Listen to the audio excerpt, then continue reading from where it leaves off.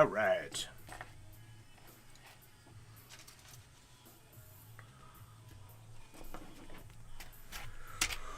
All right, we're just getting started. We are live on every platform you can imagine. What's going on, everybody? How you doing? I'm assuming that like every night I go live. My live stream gets shown to a group of random people, right? And that all of you are new to who I am. Especially, more specifically, on TikTok. The other platforms, not so much. The other platforms, my feed doesn't get shown to anybody. Who am I kidding?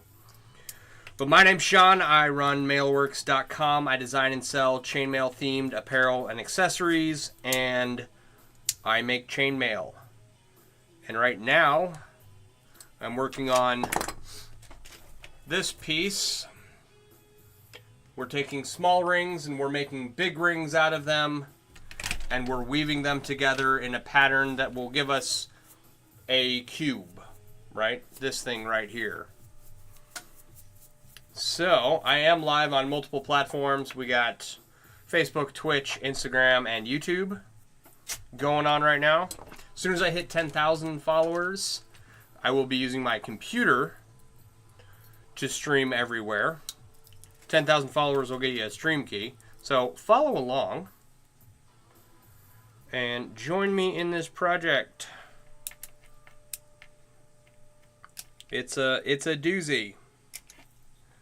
I do have a tendency to like have large projects that I work on a lot. I do try to mix it up between the large projects that I have going on. But right now, let's see here, I've got 43 of these. These are the chains that I'm making the rings out of, right? And I have, so 43, 46, that's 69. I have 26 left to go. I need a total of 95 of these chains. And then my other order shipped today. We're adding some, what would you call them? Some stabilizer rings to hold everything in place.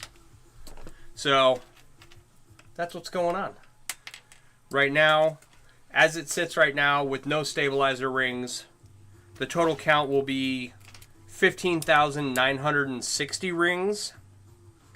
And then once I add the stabilizer rings, it'll be over 42,000.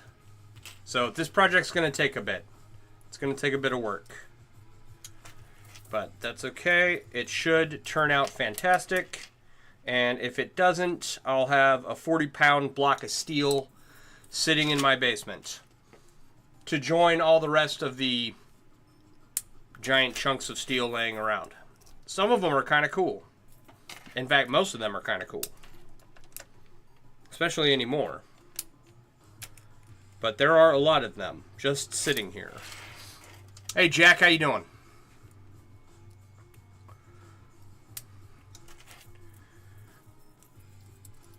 I'm hoping, the goal with this, I was supposed to finish up all of the projects in my basement before I started big projects like this. This is a sculptural piece, and I hope to make 10 or 15 of them and one day have a gallery exhibit.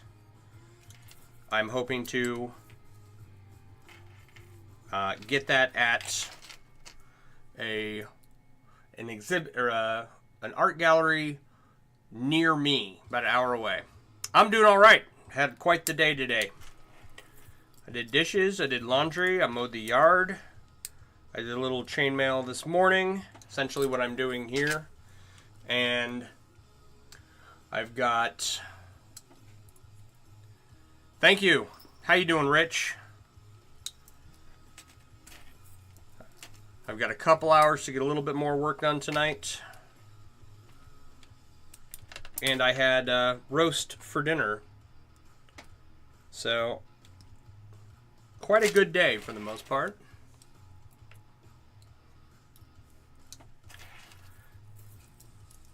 Yeah, this is definitely one of the larger projects I have going on right now.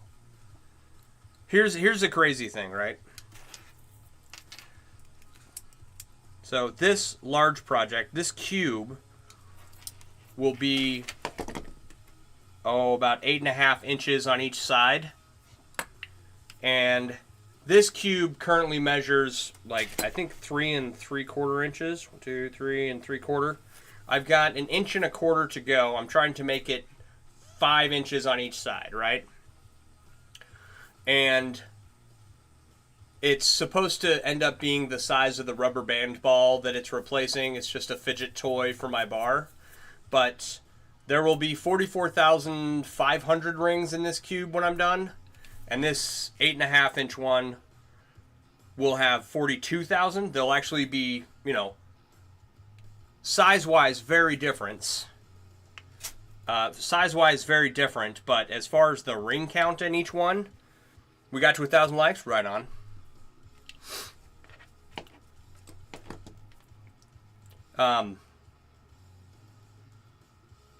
My mind skipped a beat. Yeah, so size-wise very different, but the ring count will be almost the same. So that'll be cool. Just a fidget toy. It's a work of art. A lot of people like it. A lot of people like it. You will not find many cubes this size, right? There is one being made with 750,000 rings right now, and the guy working on it has, I think he said 60,000 rings done. So that's going to take him a couple years, I imagine. Thank you for the follow. Appreciate it. But most of the time, cubes are categorized by rows. This has 15 rows on each side, right? And I don't know how many rows the 750,000 ring cube is going to have, but when you talk to a chainmail artist, they're not going to make you something like this. This is going to be, if anyone has it, it's going to be a personal project for them, and they're going to hold on to it. How much would something like this cost? As it sits right now, I wouldn't part with this for anything less than $4,000. I've had an offer of $3,500, an offer of $1,800, and $1,800.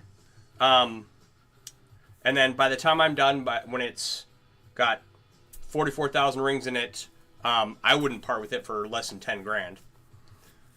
It'll have about 300 hours worth of work into it, and I don't know. The bigger you make them, the cooler they get, right? They're fun. Even small ones are fun, right? Like this is a cube I'm working on. The rings are, I'll show you the difference between the rings, right? So a cube that only has 5 rows on each side in this size is a lot smaller than a cube in this size that has 5 rows, right?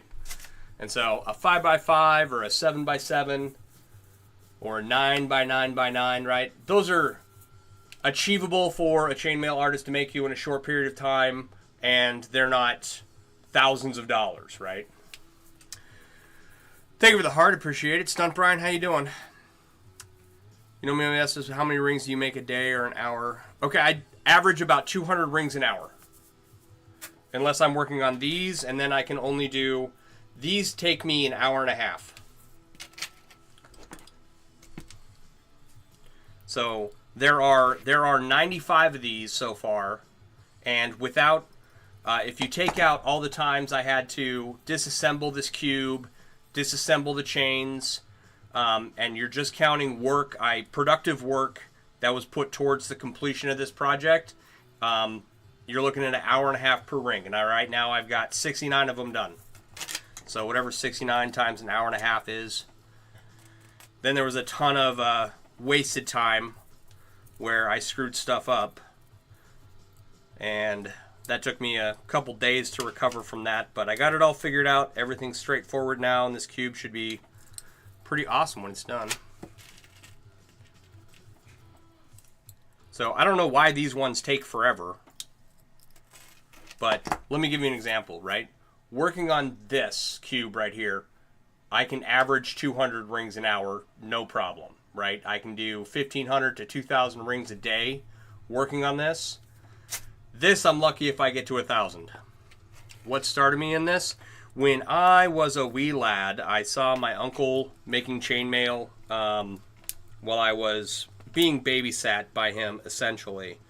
And I was about 14 at the time, and I was like, holy cow, I didn't know you could make that stuff. And I was still post Brian Jakes, Redwall, Salamandastron, just getting into fantasy novels at that point. And so, being a 14-year-old kid, swords and armor were my thing. And I saw my uncle doing it. I went and looked up a basic European foreign one picture online. And I got some lineman's wire from my grandpa. It was like 14 gauge wire. And I used some vice grips and a piece of rebar. And I wrapped the wire around the rebar and used some snips to cut myself some rings. And I made my first little patch of chainmail. And I wouldn't do much more with it after that for a bit. I took a fencing course, and the guys there had a better ring making setup than I did. I got some galvanized steel fence wire from Home Depot and a mandrel and one of these tiny bolt cutters. And I made a few thousand rings, and I made my first shirt and dice pouches, and the rings were all crap, and the things I made were crap, but, you know, I was 15, 16 at the time. I didn't really start getting any good at this until I was until I finished my first shirt made from the crappy rings that I had made. So after that, in 2004, while I was on deployment, I found the Ring Lord. I ordered some rings, and I was like, I'm never going to make my own rings again. So the Ring Lord produced a much higher quality of ring than I ever could. And then it wasn't until recently when I realized that the sculptures that I want to make are going to take thousands of rings, and it's going to cost a lot of money, that I realized that I'm going to need to improve my ring making setup. How heavy is it when complete? Okay, which one? This one or this one? A1 Blood. How you doing? So this one, as it sits right now, is 1 pound 10 ounces, right? So 26 ounces, and there's 18,299 rings in it. This one, when it's done, without the stabilizing rings that I'm going to be adding, will be about 21, 22 pounds. And then I imagine the stabilizing rings are going to be woven into, using small rings to make big rings. Each of these big rings will have a band of the stabilizing rings woven around it. So it's going to look like, where's a chain? Okay, so, right. So the stabilizing rings are going around the big rings kind of like this, right? There'll be 4 of these all the way around. And they'll be Byzantine. And they will hold all of these big rings in place. And there's 27,000 of them that I ordered. So I don't know how much weight that's going to add. I imagine it's going to weigh around 40 pounds by the time I'm done. You'll find that in storage later on.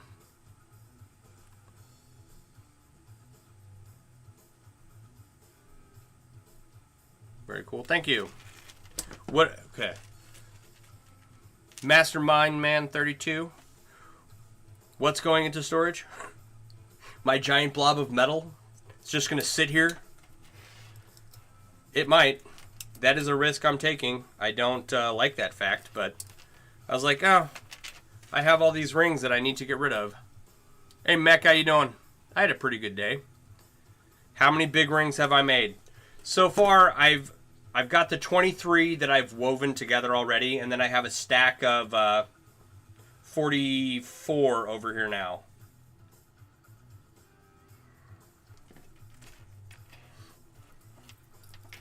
So, I'm sorry, 47. So 47. I got 70 done. 25 to go. So should finish these up. I'd have been closer to finishing them up, but I had to mow the lawn, and that took up a big portion of my day. You could make a dragon. I could make a dragon. I have plans to make a dragon and other things.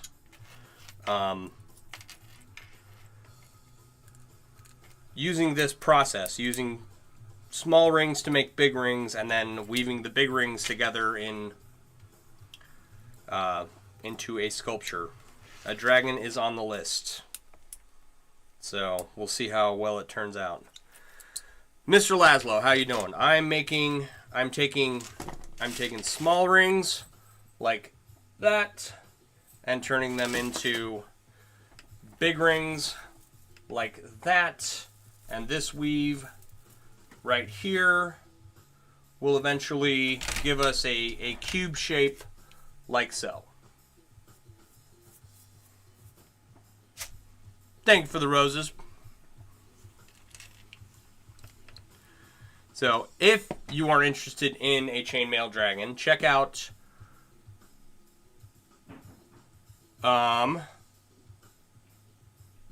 she goes by Mother of Dragons on TikTok, and then what is her username? It's something in whimsical. I've tagged her 1,000 times. Wayward and whimsical. I was like, Wayfair and whimsical. No, that's not right. It's wayward and whimsical, right? She makes these killer tiny little dragons, little chainmail dragons, and she's even got eggs. Scale mail eggs that she's making. It is super time consuming, but this is all I do. It's the only thing I'm good at, so I spend all my time doing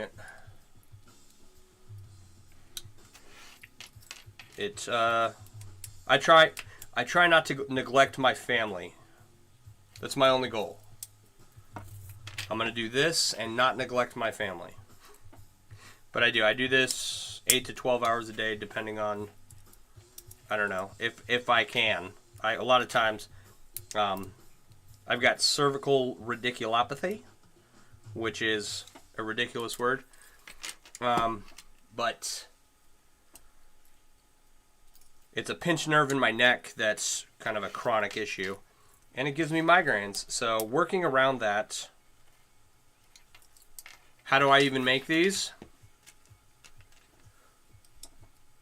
Well, I take the small rings and I weave a weave called full Persian.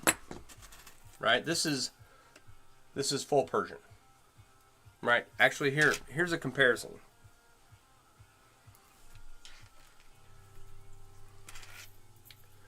So this is full Persian out of 16 gauge 3/8, and this is full Persian out of 20 gauge 3/16 square wire. Right? If you look real close, the wire used to make the rings is square. And then I add some rings to the outside in a box weave pattern. And I get this chain here. Right, so give you the comparison between the two. This weave is inside here. Right? And then I make them into rings and I weave them together.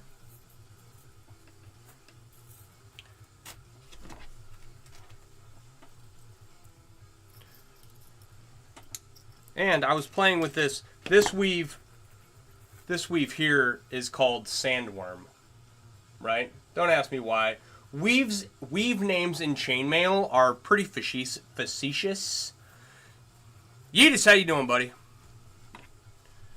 outside of historical patterns like European 4-in-1 and European 6-in-1, all the rest of the weave names are whatever the person who designed the weave decided to call it. What do you mean? Okay, but how do I weave them? I take my 2 pliers, I open a ring, I weave it where I need it to go, and then I close that ring back up, making sure that that there are no gaps and everything's lined up top to bottom. So I use these 2 pliers right here. Thank you for the dinos.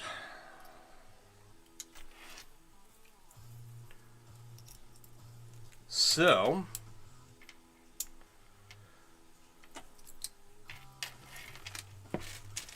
it looks kind of looks like the same thing on the outside, but backwards. Kind of, yeah. Full Persian in box, and I want to say one more weave, or kind of similar, right? There's always a video somewhere of the weave, yeah.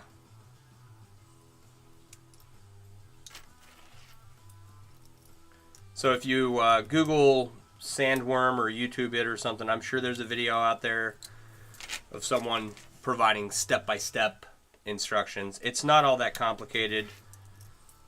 You can, if you know full Persian, you can figure the rest out by looking at a picture.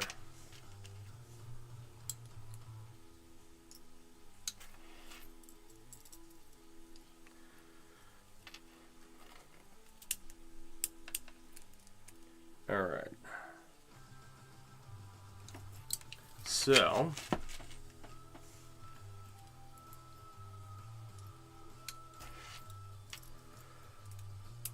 that is all I'm working on. Just this, small piece here. Light work. Oh, and your app has helpful links. Good. I'm glad to hear that my app has helpful links. If you're looking at this and you're wondering what's going on and what I'm doing, and you're like, oh, I could do that.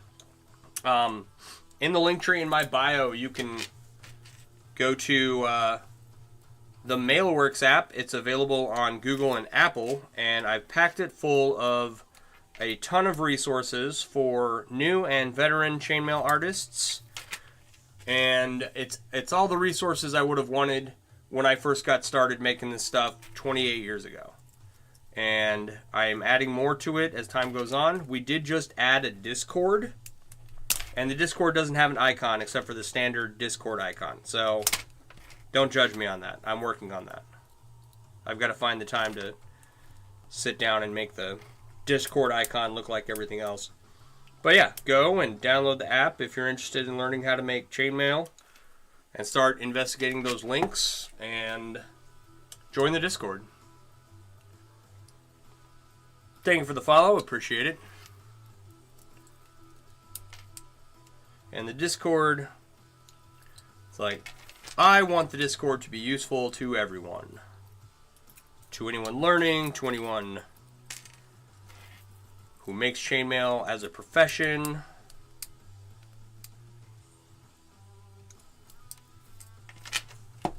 So hopefully we can figure out how to turn it into that. Oh, and if you're looking at this, if you say, oh, hey, that's really cool, I'd like a piece of chainmail, there is an artist section in the Mailworks app, and the artists are all listed. The artists all listed take requests, do custom work, and are set up to provide people with the things that they desire. And it's very helpful because people often ask me for stuff, and it's like, I know some other chainmail artists who do custom work. I don't currently do custom work right now. I've got too much work to do in the basement that I need to finish up before I do occasionally take a commission, but it's pretty rare. It's like I get asked to make more stuff than, and I turn away most of it. I don't turn it away. I point people in a direction where I think that they can get what they want. I will often recommend other chainmail artists who I know do good work to help people out. Because I'm too busy doing dumb stuff to make money.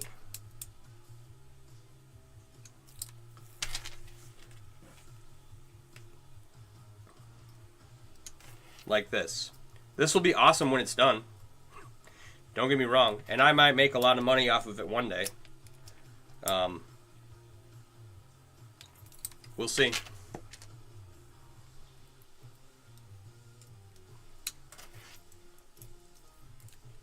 This is worst case scenario, right?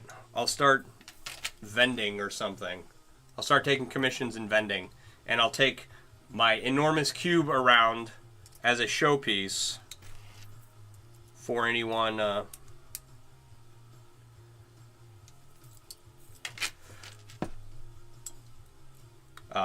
who comes to visit my booth to see.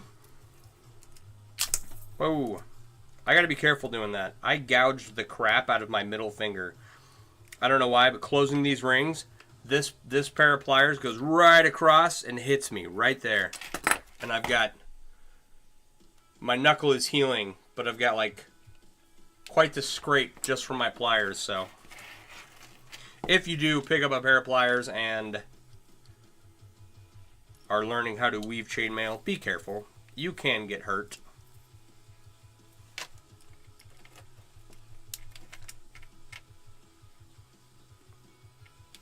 It's like I made a post about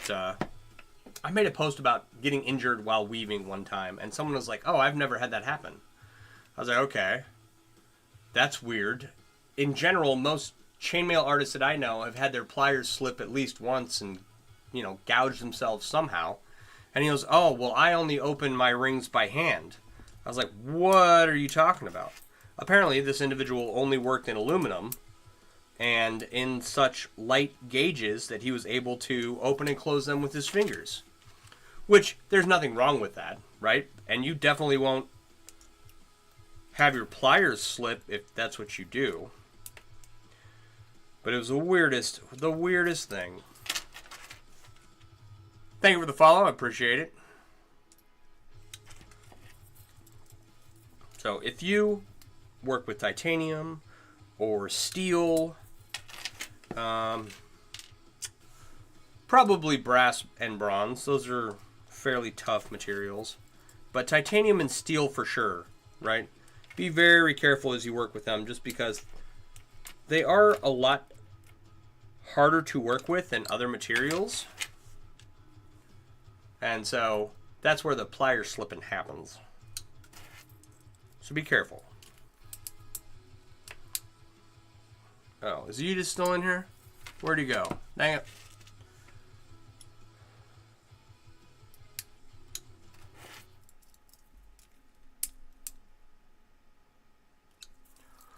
All right. So yesterday, I got caught in the grocery store, and me and like 2 other people kept getting in each other's way. The whole... we weren't even going down the same aisle, and then we turned the corner, and then there we were running into each other. Hey, Kate, how you doing?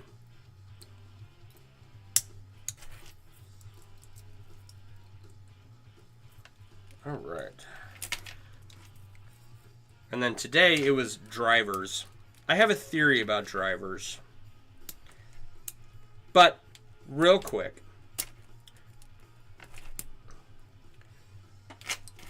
if you like really awesome Volkswagen Beetles and really awesome upholstery work, you should follow Kate, because she does amazing stuff. And her and her husband Rodney are really cool artists. You should give them a follow. Thank you for the follow. Appreciate you. But yeah, so driving. I've never grown up in I didn't grow up in a big city, right? I'm pretty rural area. Always had a car. Always had a driver's license. And I don't live in a particularly populous area now, but I've never been a fan of public transportation of any kind, just because I'm used to taking a car everywhere, or a vehicle of some kind. And the longer I exist on this planet, the more I've come to be a proponent of public transportation. Because I think that there are a lot of people out there who should only be allowed to use public transportation. Right? Like, they should not be driving. And I'm not, like, everybody has their moments in driving. But, you know, the people that stop and then turn, right, those people, mandatory public transportation. No more driving for them. And you can give 1,000 other examples. This morning, as I was coming home from dropping my kid off at school, a semi-truck with a trailer had pulled out and was blocking one lane and was in the median, basically.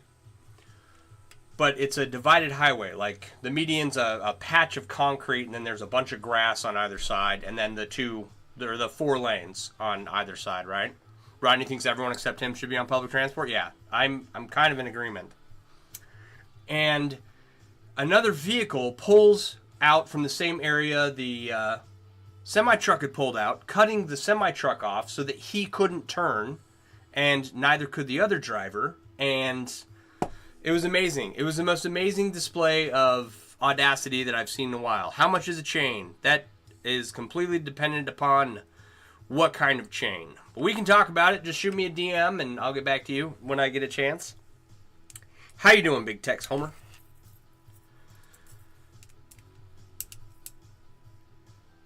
It's like I would never pull out in front of a semi-truck. I do my best to give them the room that they need because they're very big. And they can't maneuver well. But just to pull out and cut one off so that it couldn't turn, I was like, wow. It is what it is. Mandatory public transportation for that person for life. Don't do that. So,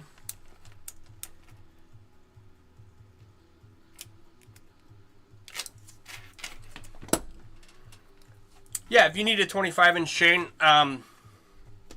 we can talk about it. I don't take a lot of commissions, but I know a lot of chainmail artists, and we can get you one. I can help you either myself or help find you someone to work with you.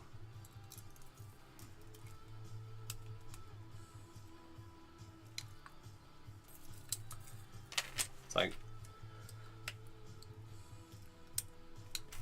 if I stopped to take every commission that came my way, I would never finish anything that I'm working on now.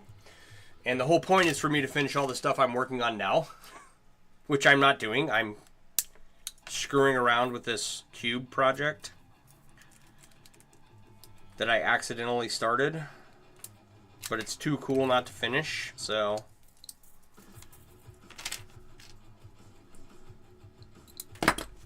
I know that's what do you call it?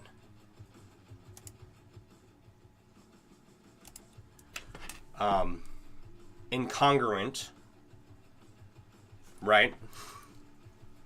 But it's what happened. All right. So hopefully tonight tonight or tomorrow I'll hit 9,000 followers, and that'll get me only 1,000 away from the 10,000 I need. So closing in on that 10,000 number makes me a very happy streamer. How big is the cube now? Well, this one is 15 by 15 by 15, right? 15 rows on each side. It's like 3 3/4 inches, and I've got it's 18,299 rings, and there's 44,500 some odd rings total to get it out to 5 inches on each side. And then this cube that I'm working on, I just have the base layer done, and it's about 8.5 inches on each side. And that one is going to be about 42,000 rings when I'm done. but it'll be 8.5 inches height, length, and width. So that's insane. Yeah, I know. It's like 3 chainmail shirts for each of them.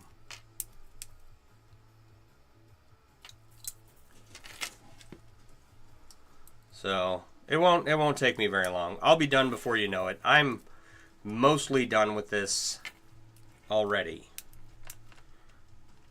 Right? There are 23 rings woven so far. And then I realized that they were misaligned and not staying in place, and I didn't think that building it up more would put them into place. And then I have a stack over here of 47 of these chains ready to be woven. So I've got an order of 27,000 rings coming for this cube, and so we should be cruising along here pretty soon. It'll be fun. And it'll be cool. I hope to God it'll be oh so cool. Could be a 40-pound mistake. We'll see.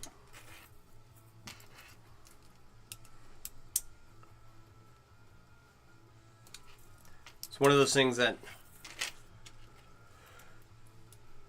the whole sculptural aspect of chainmail is one of the things I've kind of been playing around with some smaller pieces. This is the first large piece that I've done, and 40,000 rings for a sculptural piece is probably not all that much.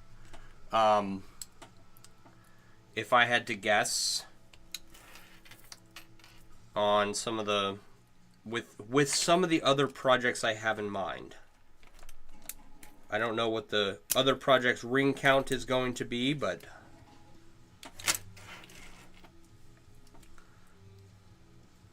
I have a lot of stuff I want to make, and hopefully it's cool enough to someone will pay me lots of money for it. One day. It's like chainmail has already been on it's already been on the red carpet a few times.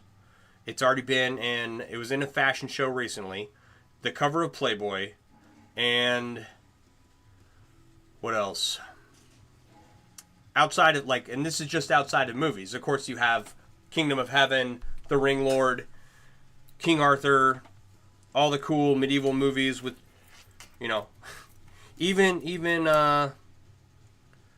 Monty Python has chainmail in it. So it's becoming more mainstream. So I think that we're getting to a point where you can say, oh, that's a large chainmail sculpture, and people will go, holy crap, instead of, what's that? I don't know, though. Maybe I'm wrong. No, don't do that. I hope I'm not. And maybe if I do sell it, the person who buys it might not even know what chainmail is at all, and they'll just be like, oh, that's so cool. That is amazing. I don't understand what's going on here, but I love it. I have to have it. Here's $10 billion. Bring it back into fashion. That's right.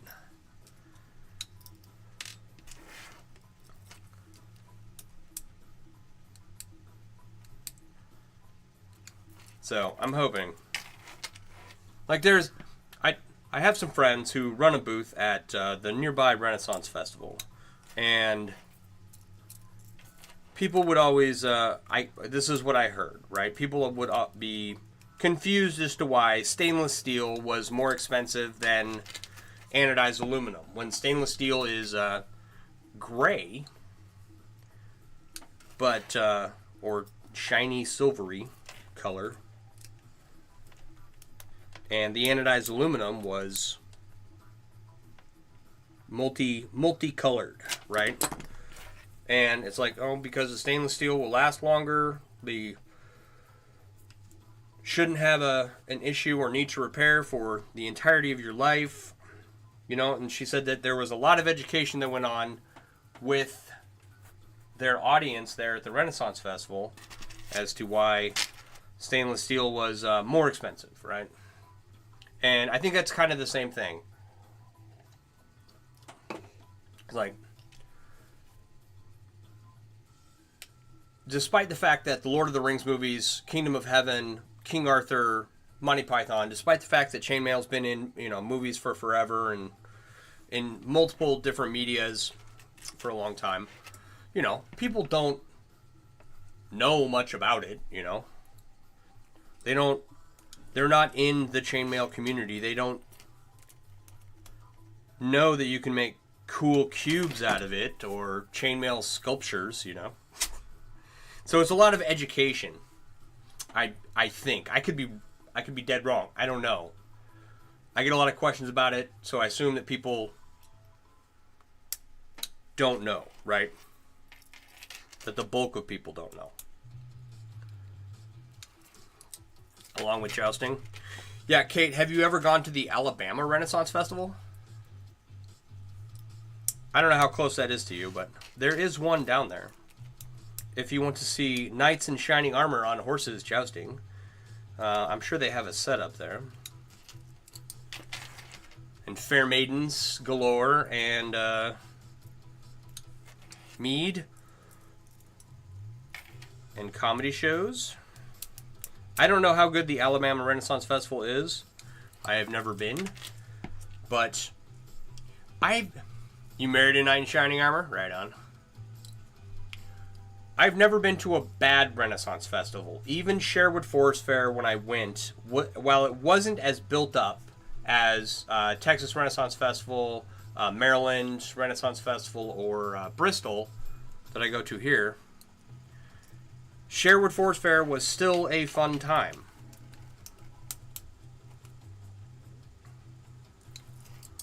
Texas Renaissance Festival is amazing. I think so too. Bring money. Eat a turkey leg, which I was told that they're actually emu legs, not turkey legs, but I don't know. That's what I was told.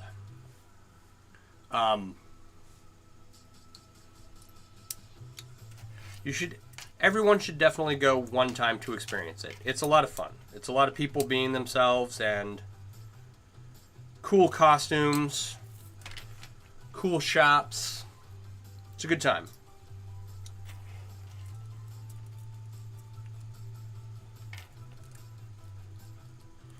All right. It's like I'm going to take my son to Bristol at some point this year. We didn't go the last 2 years, but we went twice before that. So I'm looking forward to that. As long as it's a nice, cool, breezy day.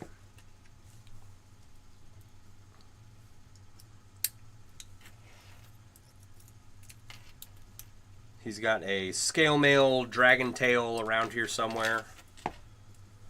And then we'll probably go and buy him another piece of armor or something.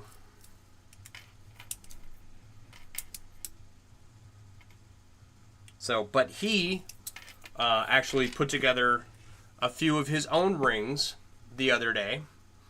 And he was down here. And I was only giving him direction. Right? I've talked many times before about how I can't teach anyone, so I try to just stay back and, you know, point people in the right direction. Because everyone who I've ever taught anything or tried to teach them something quit. So I'm like, okay, there's a common denominator here. Maybe it's me. I don't know why that is, but kids can never have too much armor. That's right. Maybe it's me, and I think that pointing people in the right direction and letting them figure out stuff on their own, and then being available for comment if they have questions is my best route. Captain Fuzzybeard, how you doing?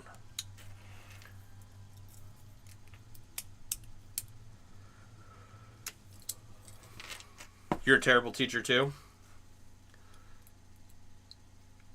You say that, and yet I've learned so much from your videos.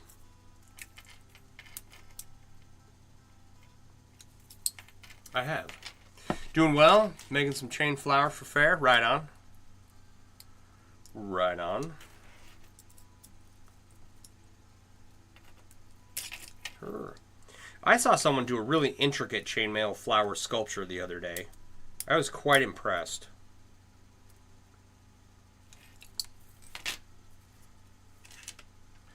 Not something I ever would have thought of.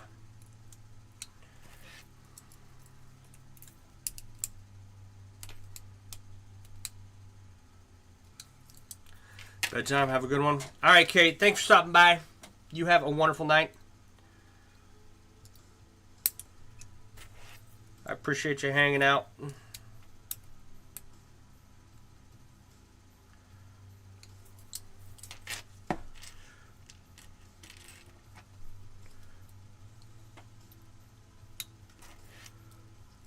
All right. Kate is a legend for anyone watching. She makes awesome Volkswagens with her husband. You should follow her. She's cool. Captain Fuzzybeard. Are you gonna be at Bristol this year?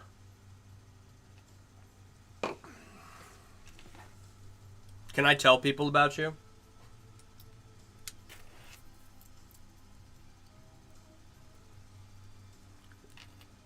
Did he leave? Sometimes people aren't comfortable with being talked about. And that's okay.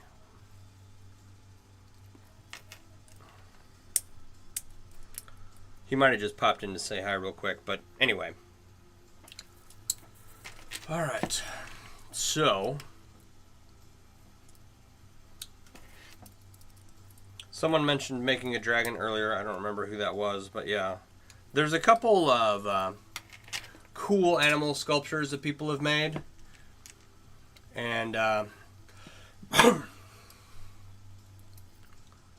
would like to duplicate them using this ringception technique where you take small rings and make them into bigger rings and then weave the bigger rings together. You've been to either the Scarborough or Sherwood Renaissance Festival and you like that one too? Thank you for the follow. Can't remember which one, but it's smaller and cheaper than TRF. Sherwood is still in Texas. I don't know where Scarborough is. We have Bristol, and then about an hour away is the Janesville Fair, Janesville Renaissance Festival, and I've never been to it. It's like a 2-day event, so it's not like your standard large acreage multi-vendor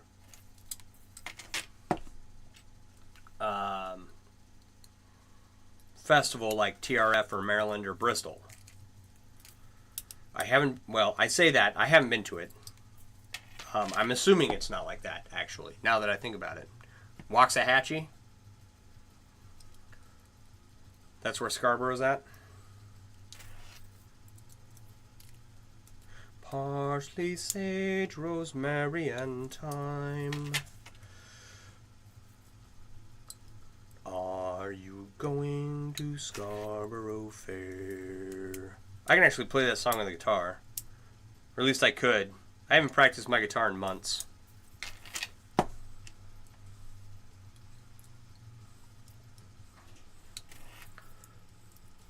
I don't know what Scarborough Fair they're referring to in that song. I can't imagine it being a Renaissance festival. Whichever one you want, there's a lot more trees and along the paths and it's not so open.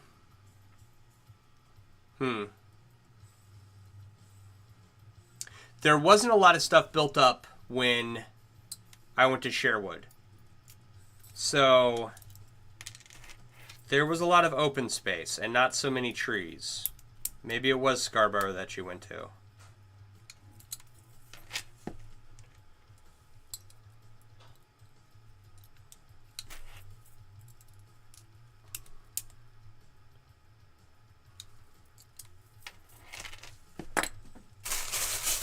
All right.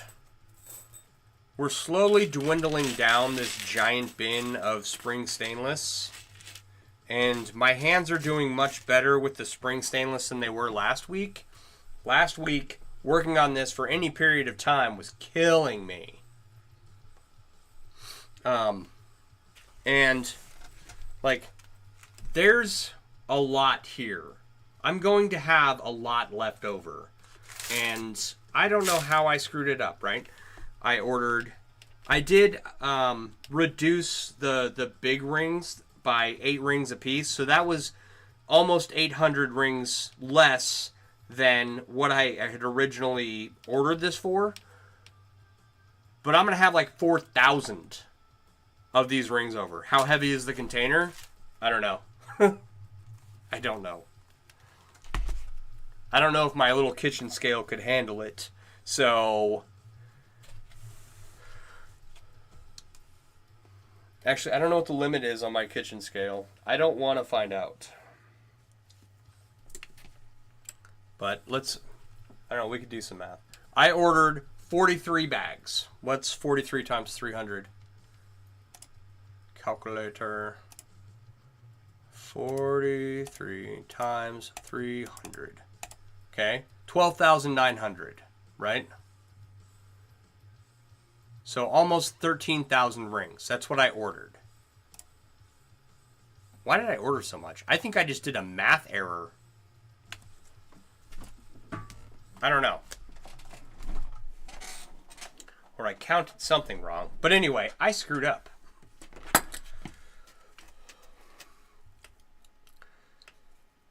So I checked and double checked with this other order of 27,000 rings. And there's more rings than that because I had an original stock of 16 gauge 3/8, which is this ring size that I'm working with. I had an original stock of that, but I don't know how many rings it was. It wasn't insignificant.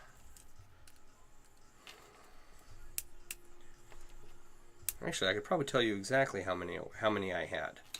Hang on, where's my calculator? Let's see here. 90. What's clear? 92 times. Okay. I had 7,700 of them that I used in this project. 7,700 old rings. The project only called for 16,000, almost 17,000 originally. Since I changed up the ring size a little bit, it went down to 15,960, so almost 16,000, right? And what's this? Plus 12,900, right? Okay. Minus 15,960. What's the difference here? 4,668 rings. That's how much I over-ordered. Jeez Louise. All right, so we'll have a lot of this container left when we're done, and we'll have it to do something else with. I don't know what yet, but...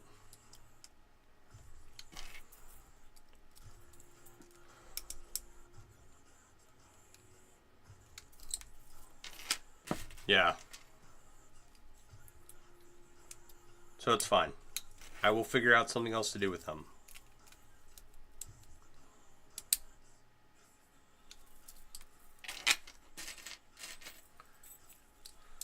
Anyway, that's actually, what did that cost me? Let's figure that out. 4,000 is going to divide by roughly 300. That's 15 and a half bags. Where's it's like $5-6 a bag, something like that. Well, no, I don't even know because I got them at a discount. So I'd have to find my receipt in order to figure out how much I overspent. It's really important that you don't be like me, right? Prep work is not my strong suit. If you follow me long enough, I've got some projects I'm working on that I've been working on for ages, right? All because I didn't want to do the prep work. I could have when I started them a long time ago, and now I just have to push through to the end of the project, right? I bought them from the Ring Lord. These are the spring stainless 16 gauge 3/8, and they magically matched the old rings that I had. The old rings that I had a inner diameter of 10.6 millimeters, and so did the spring steel one. So I was like, perfect. I'll order enough of these to get through this project.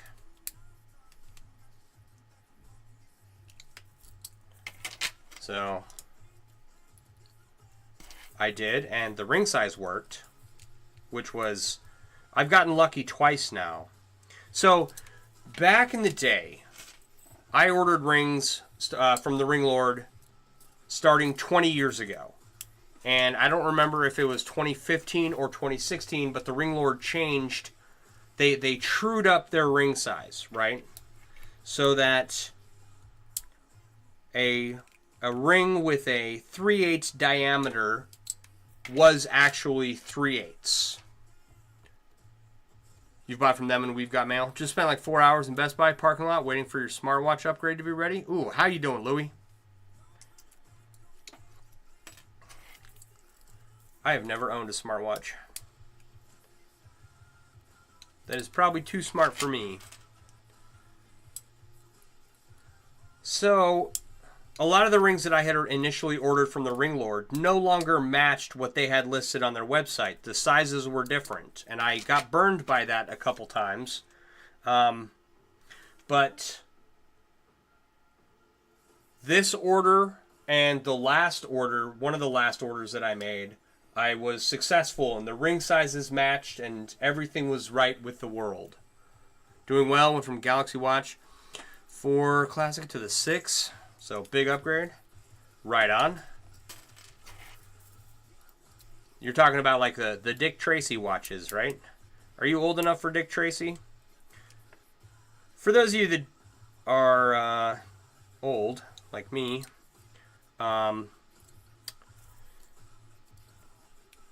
you might remember Dick Tracy. It was a comic book cartoon character, and they had watches. The Dick Tracy watch. You could talk back and forth to each other on the Dick Tracy watch. A communicator. Took too long? No. You're not old enough? Yeah. I believe it. Like, there was a terrible Dick Tracy movie back in the day. Back when they were, like, just starting to turn comic books into movies.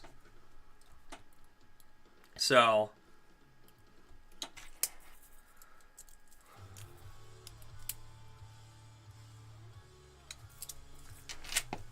But yeah, Dick Tracy had a communicator watch, and whenever I see people talking to their watches, you know, like you know, they're saying, you know, yeah, I'll come pick you up from school or whatever, right? That's what I think of every time.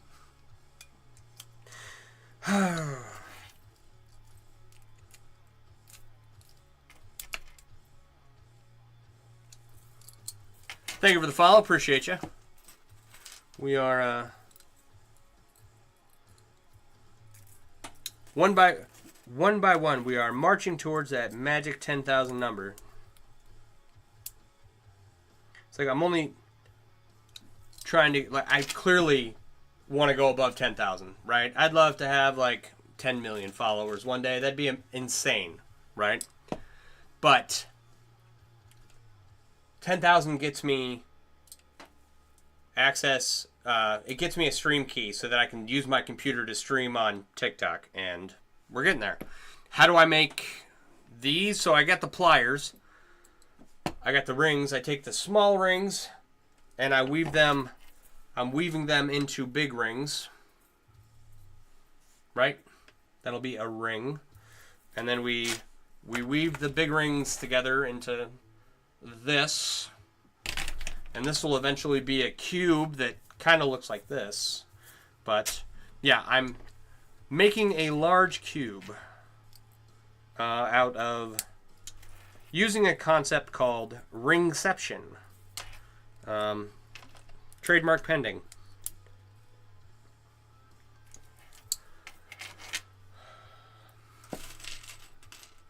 And so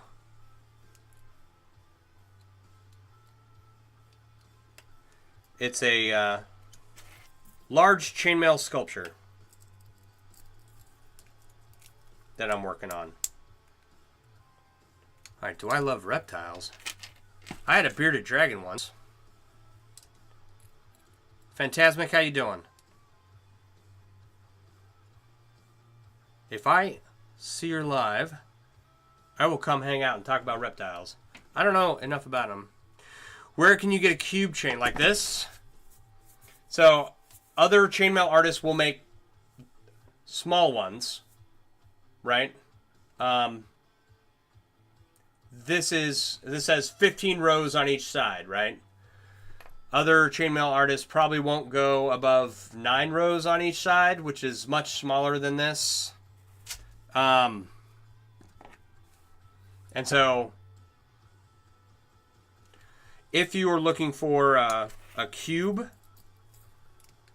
even just a small cube, because something like this, most chainmail artists would not take this commission, and it would be, I wouldn't part with this cube for less than $4,000 right now, right? It's not for sale, and when it's done, I wouldn't part with it for less than 10. Way too much work for me to give it up for anything less than that, right? But that is what I expect a commissioned cube of this size to cost, right? So just know that. Smaller ones, though, can be made out of larger rings like this. Okay? So, like, 1, 2, 3, 4, 5, 6. This is like 6 across. A cube, you know, this wide, or this length on each side, right? That's a decent sized cube, and they're fidgety enough. They're fun. You keep vending stuff, many monocle cobras? Dude, that's nuts. Chainmail is awesome. Thank you. Why so much money? Because it's a tremendous amount of work. There's not very many of them, and if you're going to find someone to make you one, that is what I would expect them to charge.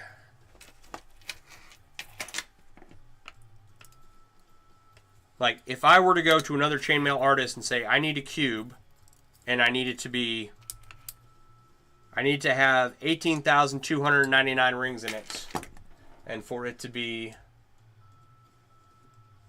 15 rows like this one, right? I've got well over 100 hours into this at this point. Yeah.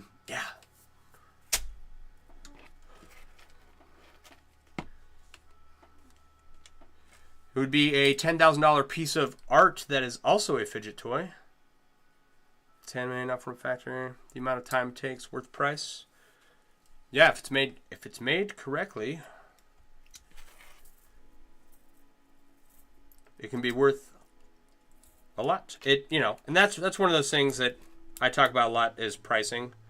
People think of pricing is, you figure out what your mortgage is, what your bills are, what your insurance is, right? And then you, if you're hand making stuff, you have a certain hourly rate that you have to get for your products. And so people start labeling their products as number of hours worked times material goods, right?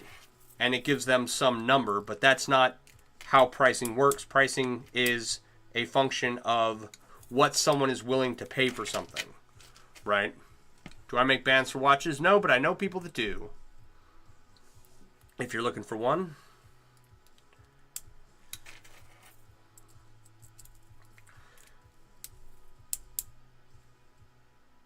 All right.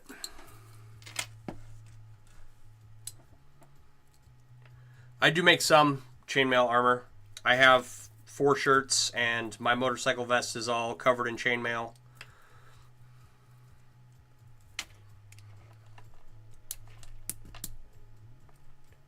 Yeah, I know someone who just finished up a bunch of watch chains. Hers were for a smartwatch. But how much time have I put into this project so far?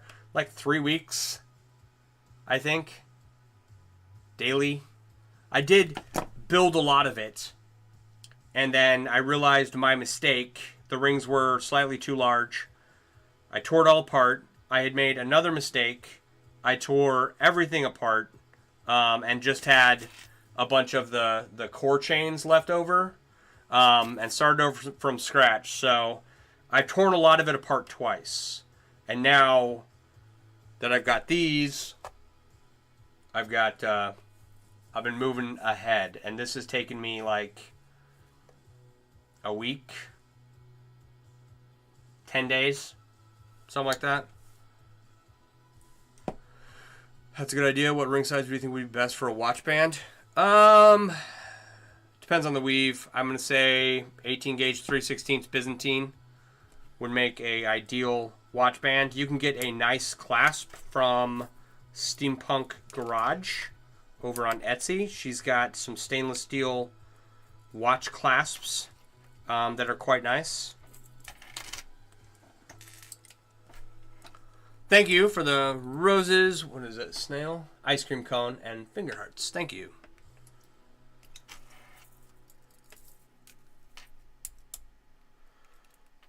So, chainmail kind of reminds me of crochet, except you have to individually chain each one. It's combat crochet. It's medieval macrame. It's a little night knitting. I've got a shirt that says, if it's not real chainmail, I'm making, what is it, combat crochet? And that's on the website, mailworks.com, myusername.com. Go check it out.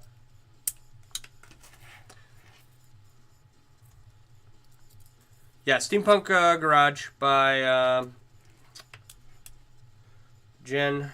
I don't remember what her last name is. Over on Etsy. Has a very nice watch band with, or watch clasp, or bracelet clasp with holes in it for connecting your rings to, and a little buckle to connect it up. Do I ever get tired of doing it? Yes, absolutely. When you're working on, like, I've been working on this for months, right? It's actually probably some of my better progress has been done on this project right here. Because it's a personal project, I don't care when it gets done necessarily. But this at row 13, right? There's like over 400 rings, over 400 rings per side. Right now there's over 500 rings per side. But when I got to up to 13 rows on each side, that was just a grind to get to 14. And then I just added the 15th row the other day. And I've got another 3,000 rings right here. I think I have 3,600 rings, something like that. Not enough to add the next layer, right?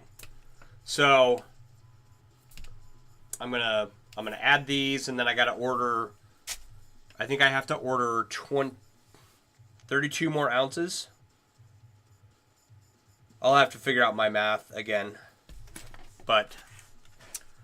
Yeah, it can absolutely become a grind, especially when you're just doing the same thing over and over and over again. I've been working on this project for quite a bit. I'm going to get these core chains wrapped up, right? I got 24 or 25 left, something like that. And once I'm done with that, I'm going to finish my saddlebag cover, because I have one saddlebag covered in chainmail, and I need to finish the second one, and then I'm going to go on a ride and take a day off. I'm going to go out on my bike, and I'm going to go really fast into the wind, right? And then, once that's done, I'll come back to, I've got inlay that I'm working on, this cube, and this big cube here. Those are my big projects, and then like 20 smaller projects that I got to do. So, am I just going to keep going on the jelly cube? No, this is 3 1/4 or 3 3/4 inches right now on each side. And so if I get it to 20 rows on each side, it'll be about 5 inches on each side. And so the rubber band ball that this is replacing as a fidget toy, I got a rubber band ball over at my bar, and that's what I built this for, was the latex in the rubber band ball was breaking down, and I didn't want to keep adding rubber bands because I don't have access to that many anymore. And so I will stop at 20 rows on each side, which will be 44,500 some odd rings. And I'm almost halfway. Once I Once I add these two, I should be about halfway. This bag of rings here. So I won't keep going for forever, but I do have a stopping point in mind. There is someone who is doing a cube that has 750,000 rings planned, and right now they're at 60,000 rings, and they just got a they just got another 50,000 rings the other day or something like that. So yeah, not even halfway. Here's the crazy part, right? Because the ring count rises exponentially as you make these cubes, there's going to be the same amount of rings that are in this cube already to take it from 3 3/4 on each side out to 5 inches on each side, right? So the amount of rings that are going to be out here are the same as what's already in the cube. So it just gets, the ring count just skyrockets with these things.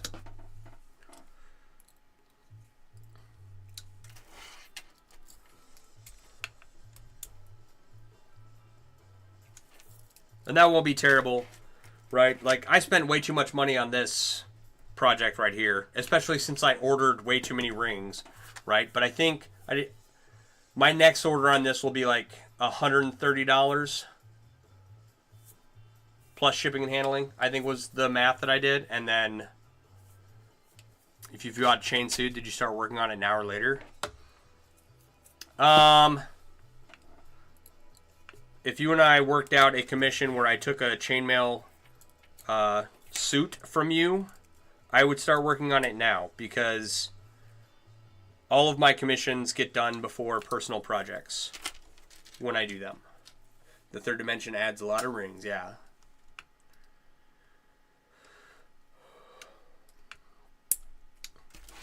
So if I accept a commission from someone, that gets started on right away. Right? But I usually only accept commissions if I have rings on hand to make whatever they want. Or what they want is like kind of in my ballpark, where I don't know if other chainmail artists would take the commission. Does that make sense? Thank you, Damien. How you doing?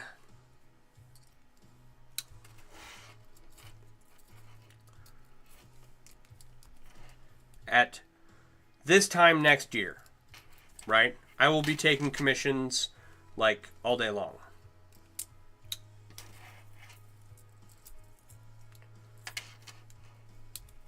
But as of right now, like, my website is full of chainmail themed apparel and accessories, right? It's print products.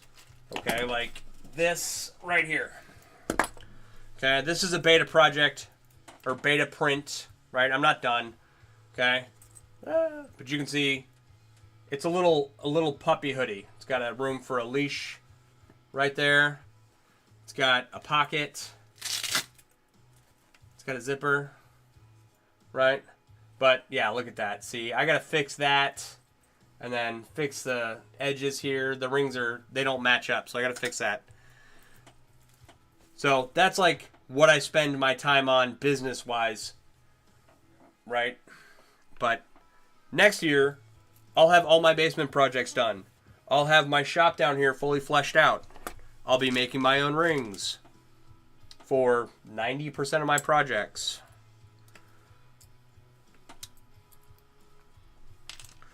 So, hopefully, we'll be doing, hopefully by this time next year I'll be taking commissions. I can't do it right now. I've got too much stuff laying around from years of being, well, I was in the military and then in college, and I didn't get a lot done then because I was studying. It's like, I was an LPN. I got my LPN training through the Army back in 2003. And when I went to college, it was the exact same thing as my LPN class as far as RN school went, with a bunch of really silly humanities stuff. You hold your pliers like me. I hold my pliers like you. Right on. Yeah, I don't know how other people hold their pliers with both of them up. But I don't know how other people use pliers like these with the bent nose, right?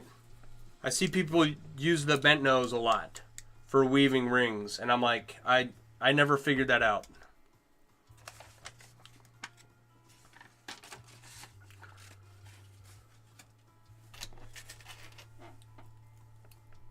So, and I don't know how I evolved this technique, right?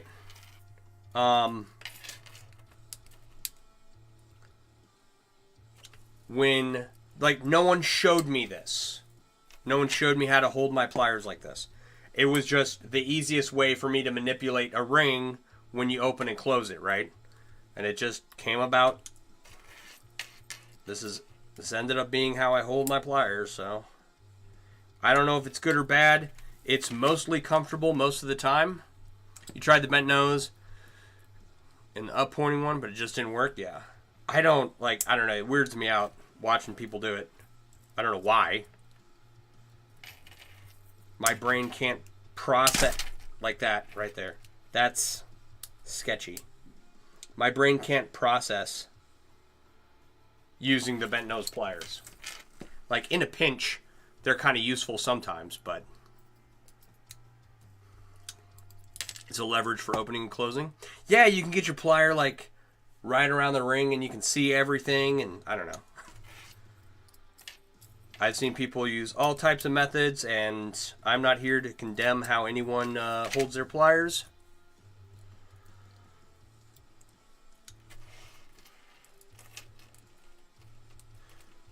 You know what's awesome about mowing the lawn today? I have screaming amount of pain going on in my neck right now.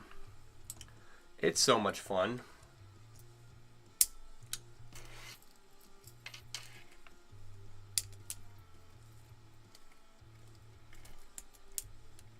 I'm going to take some ibuprofen before I go to bed.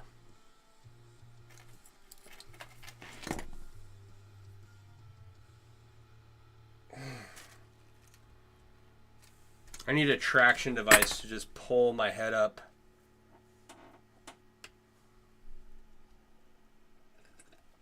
Most of my pliers are smooth, right? This is 16 gauge stuff. It's not stuff to mess around with, and it's spring steel. So I have teeth on these pliers. And you saw that slip I just made a little bit ago? Normally when you do that on a stainless steel, most stainless steels will get marred up, right? When you use teeth on them or when you accidentally slip on them. But I've slipped on these rings a dozen times. I gouged the crap out of my knuckle there. And the spring stainless, I haven't made a mark on it. That's how hard it is, right? So for the spring stainless, I'm definitely using pliers with teeth. I know of other people who use pliers with teeth for everything, and to me that seems counterintuitive because I have a bad habit of marring up all of my rings with with plier teeth. But my favorite pliers, the Wubbers here and the Zurons, none of them have teeth, right? They're toothless. So 99% of the time I'm using pliers without teeth. With the spring stainless here, I don't want to think of how many times my pliers would have slipped had I not used pliers with teeth. Like that. Exactly like that.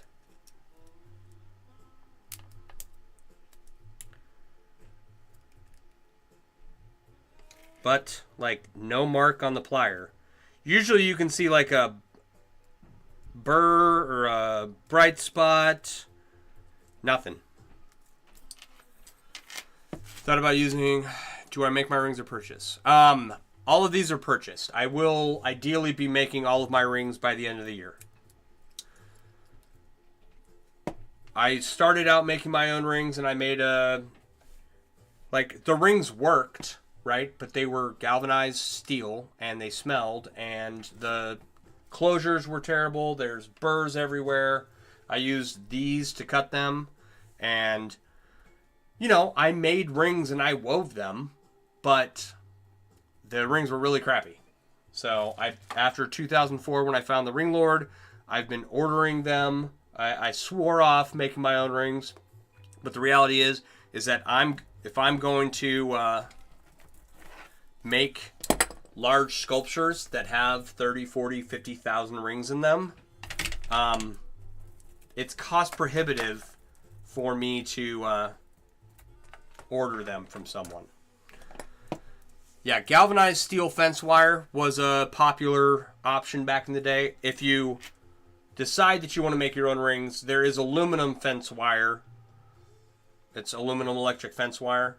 And that is, you can shine that up, make it pretty. Galvanized steel is a lot harder to...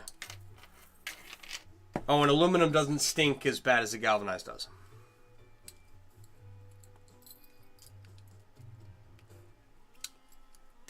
So I would start, if you're going to make your own rings, which you can certainly do, a drill, a mandrel, a spool of wire, and some cutters, and you can make your own rings. If you want to get really fancy, you can add a jeweler's saw or a pepe tool. And you can make your rings that way. How long have I been doing this? 28 years. Since I was 14.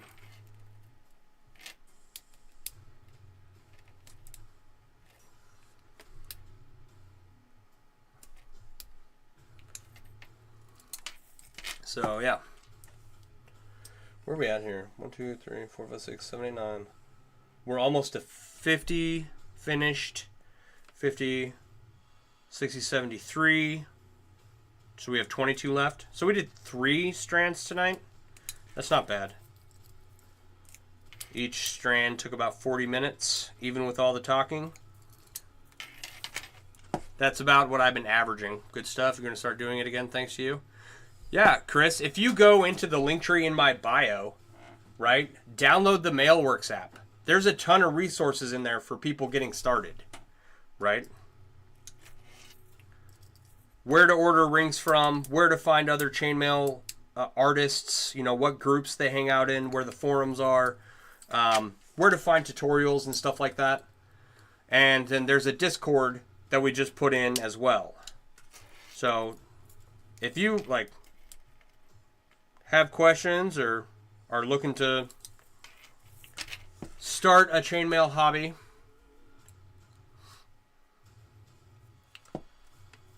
yeah, chainmail.org is listed in, chainmail.org? Whatever the forum website is. I guess it's a .org, right? Yeah, the Mailworks app is specifically for veteran and new chainmail artists. There's an artist section in there if anyone wants to have chainmail made for them or wants to go shopping. Many of the artists are also on TikTok. You were thinking about the process of making rings. Would it be easier if the rings were already... I guess we're waiting on the rest of that statement or question. Yeah, download the Mailworks app. Join the Discord. There's not a lot of people in the Discord yet. We just opened it up last week. And the Discord icon hasn't been made yet, so don't judge me. I'm still working on that. Mac, we're waiting with bated breath. Anyway. And that goes for anyone, not just Chris, right? If anyone's watching this and says, hey, I want to learn how to make chainmail, the Mailworks app is free. It's in the link tree in my bio. and it's designed to help people get started. It has all the resources I would have wanted when I got started 28 years ago. And I know I say that multiple times a night, and I appreciate anyone who's been hanging out. I didn't see... You typed it out, but it won't show up. I didn't see a notification that anything was filtered. Okay, so if you make your coil on your mandrel, a mandrel is a rod that you wrap wire around to make a coil. If you make it so that the rings, when they're cut, are already open, the ring size is going to be, well, like, you're not going to make round rings. They'd be like this weird oval shape, right? And then they're not going to be the size of the mandrel. They'd be very off in their sizing. So, yes, you could do that and then cut them so that they're already open. It would also reduce the number of rings you'd get per coil. So, I always wrapped a tight coil and hand cut them all. What if you wrap 2 strands parallel? I don't know. That's interesting. I would have to ask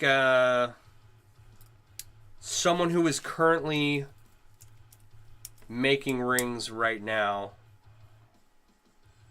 See if they could shed more light on that, right? Like, yeah, I don't know. That's an interesting thought. 2 strands parallel. I'm fine.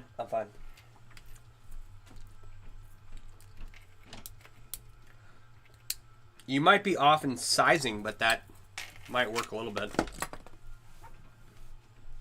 Like, I think if you did 2 strands parallel, you'd be a little bit off in the size, right? For sure. And I don't know if doing 2 strands parallel in any ring size really is going to leave the rings open enough for it to matter. But no, that's a really good question. I don't know without testing it. Right? I can make the assumption that the ring's not going to match the mandrel size. But how well would it work? Someone would just have to try it, to be honest. Never once in my 28 years of doing this have I thought about doing that.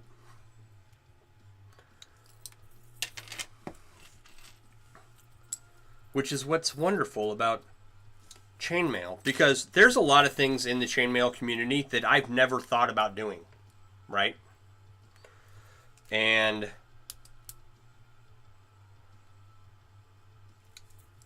the number of people that come up with, like, really random awesome stuff, at least once a week, someone unleashes some huge project they've been working on for the last year. And it's cool. You know, and you get everybody's little small projects that they've got going on and whatnot.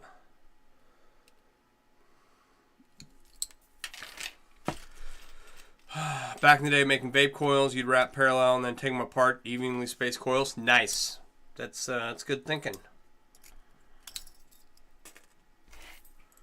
Yeah, same concept. I don't know how well the opening, like, you would probably still have to open it, right? You'd probably still have to open the ring. At least a little bit. So, I'm not going to say that it wouldn't work, but how effective would it be? That just, you know, determined by the individual.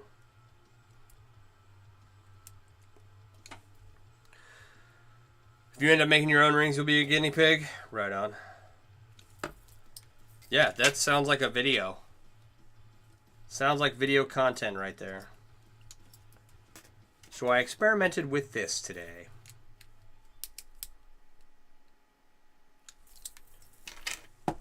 And I think, everybody should at least understand the concept of how a ring is made, right? Whether it's coiled so that the rings are made easy for left-handed opening or right-handed opening. It's never made a difference for me, but some people prefer it, right? The process of polishing a ring's definitely, that plays into like all of chainmail. How's that great happening on the Discord? Right on. Yeah, we'll get more people in there as time goes on, and it'll become a happening place. We just got it set up. It's like I opened it up, and then friend of a friend came in and like fleshed the whole thing out. So only a couple people in there right now, but we'll get her going. Definitely prefer one way over the other. Do you? See, I've never noticed a difference between right-handed or left-handed wrapped rings, right? But everybody's got their preference. These are made for left-handed opening, and I'm right-handed and open them the right-handed method.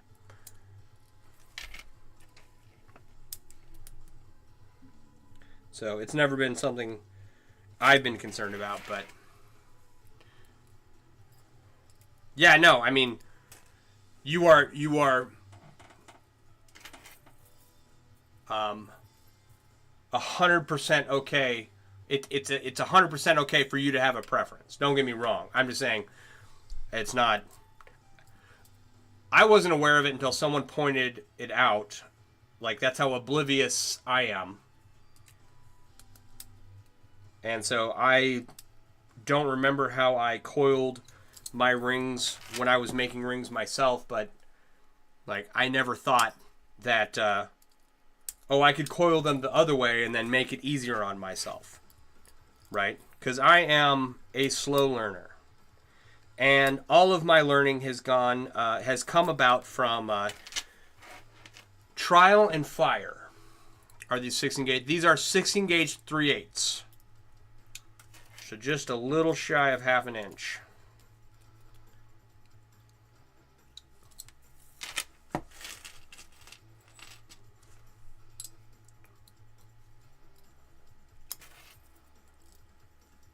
Alrighty.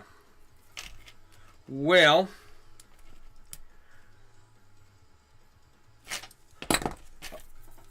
we'll have to finish this one tomorrow.